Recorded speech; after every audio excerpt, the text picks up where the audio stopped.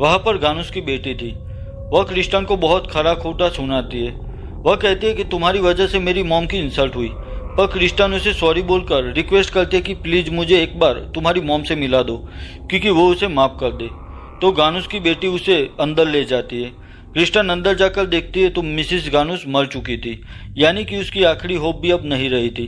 गानुस की बेटी क्रिस्टन से कहती है कि उसे पता है कि उसकी मॉम ने उस पर ब्लैक मैजिक किया है और वह यही डिजर्व करती है। तब क्रिस्टन वहां से होपलेस होकर चली जाती है। अब उसके पास कोई और ऑप्शन नहीं था, तो वह अकेली उस स्पिरिचुअल एडवाइजर राम के पास चली जाती है।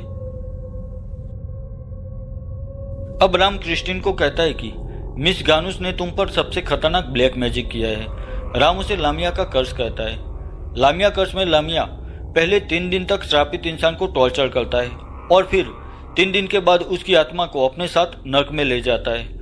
राम उसे कहता है कि अगर क्रिस्टिन किसी एनिमल को सेक्रीफाइस यानी कि एनिमल की बलि चढ़ाएगी तो शायद लामिया क्रिस्टन की जगह उस एनिमल की सोल को अपने साथ ले जाएगी और क्रिस्टन बच जाएगी। पर क्रिस्टिन ऐसा करने के लिए मना करती है।